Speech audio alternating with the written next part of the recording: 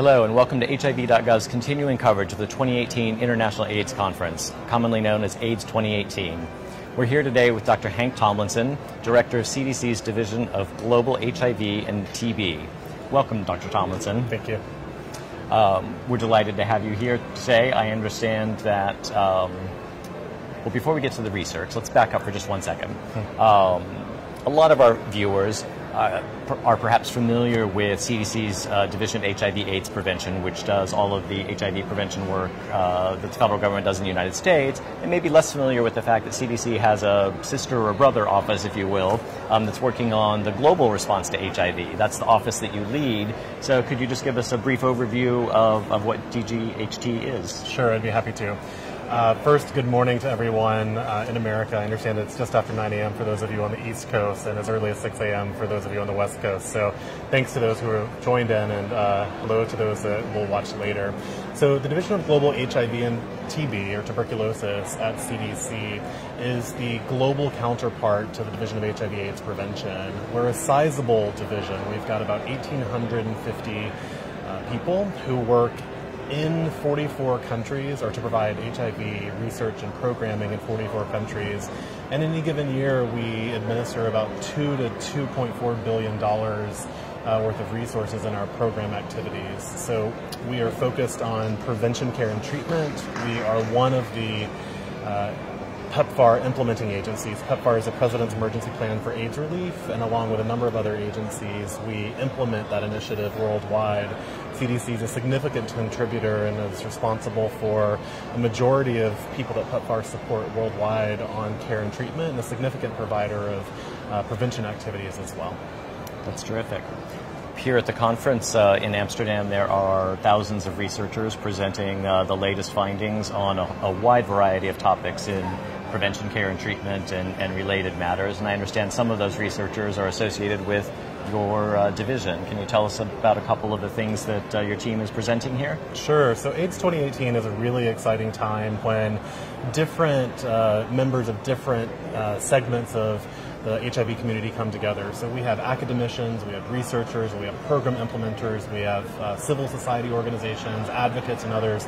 And it's a time for us to make sure that what we know about science and what we've recently discovered at places like CDC and NIH and elsewhere can be rapidly applied to program activities to make sure that prevention, care, and treatment programming is on the cutting edge, and that we're not waiting too long, or as long as we may have in the past, to make sure that our programming is avant-garde and achieving the greatest possible impact for in the most efficient manner possible.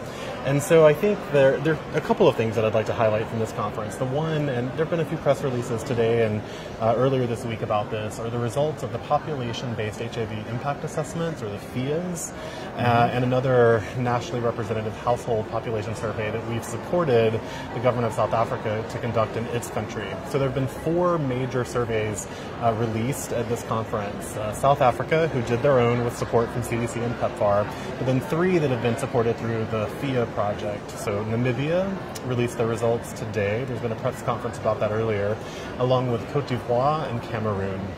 And a top line of those results would be that what we see out of Namibia is very encouraging. We have been partners with the Namibian Ministry of Health for many years, and they have done, especially in the last few years, an extraordinary job with scaling up innovative treatment programs, case finding, linkage, and treatment programs, and have really closed some of the gaps with identifying persons living with HIV, connecting those folks to treatment, making sure that treatment is maintained and that viral load suppression is achieved. And so the results announced today out of Namibia are actually among the most favorable that we've seen of all the countries that have conducted these population-based HIV impact assessments. And so they give us hope about what's possible, and they're a bright spot with regard to how quickly change can be made. A few years ago, the Namibian Ministry of Health realized that things in northern Namibia, which is a complicated place in many ways, terrain, people and identities, cultural connections, health facilities, etc., there is exceptional political will motivation to make programming work, and in just a couple or a few years have seen radical change. So Namibia is a bright spot, and we see what's possible. And I'll move to just to Sure. just to underscore that, in a press conference earlier today with Linda Gale Becker and the Namibian health minister, he made the exciting announcement that they have actually reached their 90-90-90 goals 2 years early. Sure. So the 90-90-90 UNAIDS targets to reach control of the HIV epidemic refer to 90% of persons living with HIV knowing their status, that they're HIV positive, 90% of those people initiating antiretroviral therapy, and then 90% of the people in antiretroviral therapy achieving durable or sustained viral suppression.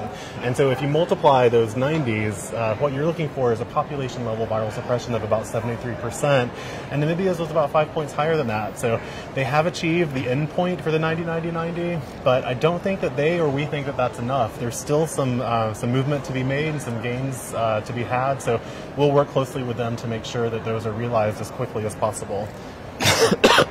Excuse me. That raises an interesting point, if I could just digress for a minute here.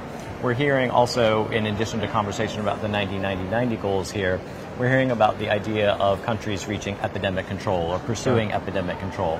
Can you tell us a little bit about what that means? And then maybe we can divert back to the discussion of some of the other research that you found interesting here. Sure. So different people will talk about what constitutes control of the HIV epidemic in potentially different ways. I think in the most basic epidemiologic sense or context, epidemic control would be defined as the point at which new infections of HIV are lower than the all-cause mortality among people living with HIV, so that there are more people, in a sense, dying than there are being newly infected, so that over time there is a diminution of HIV. There's less of it. And what our efforts really are geared towards is making sure that the slope of that decline happens as rapidly as possible. So some of the other research, and just to close the loop on the other population surveys, South Africa's survey that they released, and again, this is not one of the FIAs, but it's a similar survey that the government of South Africa has conducted, along with CDC and PEPFAR support, showed that there have been major reductions in the number of new infections happening annually in South Africa.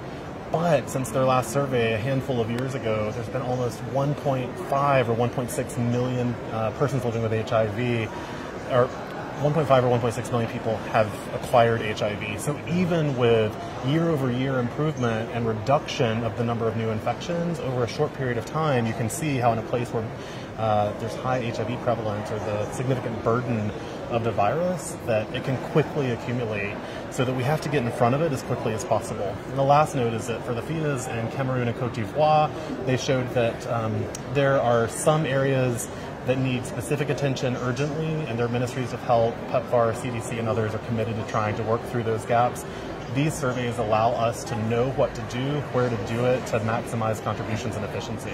Some of the other research that's been important, and one of the things that we're also very happy to announce today, were the results, the top-line results from our Botswana Combination Prevention Project, or BCPP.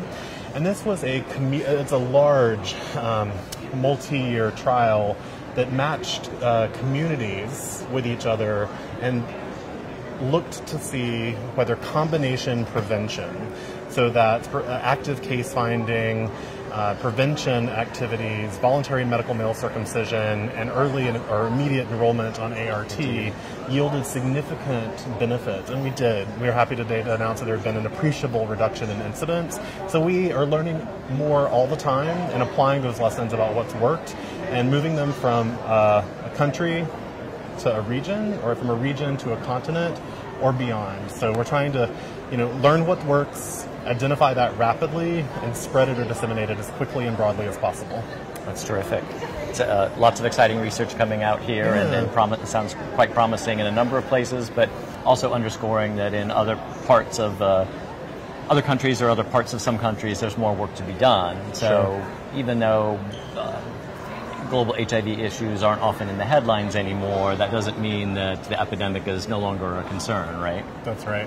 I think that other top lines from this meeting have been the repeated or underscored message that despite gains that have been made in some populations, gains haven't been equal across all populations. And so if you look at the sub-Saharan African context, we'll see that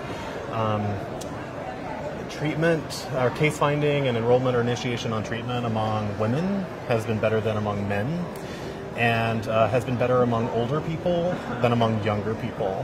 And so we now understand kind of the epidemiology better in specific countries or in specific subnational areas. And what we're looking for is to figure out how to find those folks who are well and who might not, who aren't experiencing significant compromise of the immune system and who aren't driven to facilities to receive health care, and to make sure that we can identify those people, make sure they know their status and that they're connected to life-saving antiretroviral therapy, which doesn't just sort of make their lives longer and better, it also prevents onward transmission of the virus if we can reach, viral suppression. And we'll put a pin in that and come back to that point. So finding men, finding young people, and I would say among young women, it's young women between the ages of 15 and 24 in a number of countries, and men who are a little bit older than that, 25 or 15 to 30 or 25 to 30, depending on which set of data you look at. Those are common themes that have emerged that we in PEPFAR will be moving forward. We're already working on and trying to do better every day. Terrific, and we'll be speaking with Ambassador Birx tomorrow here on our Facebook live channel. And I know one of the things that we'll talk about is the new is it Male Star initiative? Yeah. Which will address some of the things that you just raised. So right. It'll be a nice tie-in. Well, let's talk about the other major health concern that your office also addresses. That's tuberculosis. Around the world, that's the #1 killer of people living with HIV, though that's not the case in the United States. So that may surprise some of our viewers. Tell us a little bit about what you all are doing, and I know in particular there's a new initiative related to TB preventive therapy. Okay. So our division is the division of global HIV and tuberculosis. I'm going to take the last part very seriously. Tuberculosis is the #1 infectious disease killer globally. And so I want to take just a moment to describe tuberculosis because many people might hear that but not know exactly how to think of the different components of the discussion. And so there are 2 billion people, a quarter of the world's population, who have this bacterium. And so that's tuberculosis. And then there are, in any given year, about 10 million people who have active TB disease. And there's significant mortality, especially among persons living with HIV. And in Africa, there are a couple dozen countries in which HIV and TB co-infection significantly fuel the other disease. And so we're excited to address not just TB independently for TB's sake, so there's a massive effort globally supported and implemented by a number of agencies for finding people who are living with active TB disease, treating those people, and doing everything that we can to manage the spread of infection. There are other folks who we want to make sure are managed and whose latent TB infection does not progress to active disease. So it means that latent means it's quiet. It's not it's not active, and it's not causing the complications that can result from TB. And so we know that those folks, and we've known for many decades, or since 1993, it's been a WHO recommendation that persons living with HIV are understood to be at significantly greater risk for developing active TB, and we can treat them with preventive therapy, so with medicine, and significantly reduce the likelihood of developing active TB. So we call that, that's a simplification of a larger process called TB, or a treatment that we call TB preventive therapy. And PEPFAR has long sought to make sure that every person living with HIV is screened for tuberculosis, and that when active TB is identified, it's treated. They've also sought to make sure that persons living with TB who are identified as TB cases are tested for HIV, and have recommended, but often not been able to follow up with in the way that we would have wanted, tuberculosis or TPT, TB preventive therapy, for that group. And so now, and over the next year or two, we will see a massive mobilization to make sure that host country HIV programs are providing TB preventive therapy to people living with HIV to prevent the development of active tuberculosis. And that should not only improve outcomes for HIV, but significantly reduce development of active TB and the number of TB cases generally. That's great. I recall hearing something recently about a new shorter course of TB therapy. Is that what you'll be rolling out? So I think those discussions those are very rich discussions, and they're being had at this conference and will continue after this conference. But national bodies in countries make recommendations about what TB preventive therapy looks like. So in some places there are actually recommendations for lifelong treatment with isoniazid, or lifelong preventive therapy with isoniazid. Okay. In other places, we've seen something that was demonstrated in the Temprano trial, a 6-month course. There's also sort of a documented 3-month course, and then back in February at CROI, it was announced that there's a 1-month course that's non-inferior to the standard of care. So there's a lot in the armamentarium, and I think those conversations are really exciting. We'll see what is practicable from a programmatic perspective and what's affordable given domestic and international donor coffers. Excellent. That makes a lot of sense. We spoke a few minutes ago about HIV treatment as prevention, and we've heard some exciting findings here at this conference presented formally just today about the Partner 2 study, providing us even greater evidence or more confidence in the evidence around the effectiveness of HIV treatment that results in a suppressed viral load, durably suppressed viral load. A person who is in that situation cannot transmit the virus sexually to a partner. Sure. And there was quite a lot of applause today when Dr. Alison Rogers presented that in her session.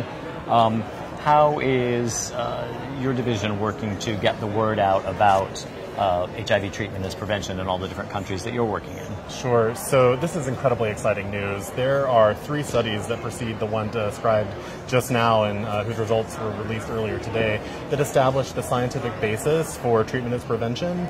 And there's a global effort right now to talk about that and brand it in a particular way that communicates the benefits to people. And I'll talk about that in just a moment. But so our division is so when results are released, as they were today, that show there are no phylogenetically linked transmissions in another study, that's even more, and it's very high quality scientific support. So we are excited about that release. I think that when we talk about prevention, and we understand that if you can achieve a suppressed viral load, and in this context I'll mean fewer than 200 copies per milliliter, your chances of onwardly transmitting HIV are effectively reduced to zero. That the chances of onward transmission are remote. Globally, this has taken on the language of U equals U, or undetectable equals untransmittable. And I think what this does is communicate the opportunities to people living with HIV and provides a motivation to seek treatment, not just to make sure that you're healthy and well and will be as long as possible, but to make sure that those with whom you share your lives and those whom you love are effectively at reduced risk for acquisition of the virus. And so it is destigmatizing. It, based on the way that this is talked about, makes people feel whole. It motivates everything from case finding to initiation of treatment to maintenance of treatment, adherence, and achievement of viral suppression. And I think is a game changer and fundamentally alters the conversation. And so I have asked my team, our country offices around the globe and our leaders at headquarters to really see what we can do to support the efforts that are already underway. If you look at the global map of partners who are activated around U equals U, you'll see that there are almost 700, or at least before this conference, there were 700 who had identified themselves and signed on and who you could see on a website. I've asked my teams to support them in all the ways that are practicable and consistent with the science behind the concept. I've also asked that where there are not significant efforts, that we be resources that can be catalytic. And so I think there's incredible potential in this message. Treatment as prevention undergirds all of our activities. I think the gains that we've made with reductions in incidence are significantly they're attributable in the main to enrollment on antiretroviral therapy. But the way to talk about it at a person level that gives people hope, that is destigmatizing, and that allows someone to relate more fully to those that they love or share their lives with is really powerful. And let's dwell on that for just a minute in terms of, we've been talking about the global scale of all of this and what certain countries are doing, so at the national level, and what some of your offices down in Atlanta, where you're headquartered, or around the globe are doing. But the science behind treatment is prevention. What does that mean now for an individual living with HIV and his or her partner? So what it means is that if you are HIV positive and you know that you are HIV positive, you are aware of your infection, and you are on treatment, so you're taking antiretroviral therapy, medicine, and you're doing so consistently and achieving a suppression of the virus in your blood, then your likelihood of passing that on to your partner is effectively zero. And we've got now a number of studies that demonstrate that to be the case, and it means that you have more tools in your prevention armamentarium, and that I think conversations with providers and with partners and with loved ones are different. Right. And speaking of providers, what does the information mean for providers? I imagine they're among the targets of your education and training efforts in the countries that you're working in. This is a new understanding, or a change in our understanding of what it means to be on HIV treatment, and how and when HIV is transmitted. So there's some work to do with providers, right? So we'll see how this unfolds globally. I mean, there are also other factors that make this a different conversation in an international context than they are in a domestic context. So in an international setting where PEPFAR operates, a number of our tests that we use to detect viral load or to measure viral load, they have different levels of detection than the tests that are commonly used at home or in the United States. And so if you have fewer than 50 copies of the virus per milliliter, you may know that in the United States. But if you are in a sub-Saharan African country with resource limitations and a health facility that's 20 kilometers away, your viral load may be measured from blood that's placed on a dried blood spot, or from a dried blood spot that you place on a card. And the limits of detection for the viral load tests performed on those kinds of samples is different, it's higher, and it's actually higher than the threshold that sort of establishes a scientific base for treatment as prevention, or U equals U. And so we're trying to sort out some of those either laboratory and viral load testing issues, or some of the nuances that may be relevant for the messaging. And so we're not actively right now telling providers to do one thing, because it's a heterogeneous mix in sub-Saharan Africa and the other places where we in PEPFAR works. But we are working with providers to make sure that test results are reported back to them, that they're understood, that they can provide the highest quality clinical service delivery possible, and trying to actively promulgate information and conduct trainings to destigmatize both HIV and destigmatize members of key populations, so men who have sex with men, commercial sex workers, persons who inject drugs, and so forth. So we have a body of work with providers, and we've learned tremendously from what our providers in the United States do, and are trying, where practicable, to share those lessons broadly. Terrific. And in terms of sharing lessons broadly, I guess my last question for you is sparked a little bit by all of the energy around the sharing of information and ideas and experiences and models and so forth that's going on here at the conference. How, in your work, do you all share with your domestic counterparts about some of the lessons and innovations that you're learning about and that they may be learning about that could help each other's work? Sure, that's a great question. And I would say there's a vibrant exchange of scientific and programmatic information, but we can do better. So the domestic HIV prevention division that was mentioned at the very top of this interview is just 1,500 feet away from where I sit and where my staff sit on our CDC campus. And so we can literally walk across campus and talk outside about issues that are germane to both of our work. I've also, I understand that there's more that can be done. There are lessons to be learned to move in both directions. So about 3 or 4 weeks ago, we established a new position, and I established a new position in our division, and it's a senior advisor position who's responsible in the main for local to global and global to local translation of efficacious interventions. And so we're really, we'll moving forward be making a concerted effort to look at the interventions that have been demonstrated to be efficacious in the domestic setting and see which of them are appropriate for translation. And I don't mean linguistic translation, I mean translation of the concepts into different settings and how things might work in other kinds of service provision. Right. And then to see what we can take domestically from what we've learned abroad.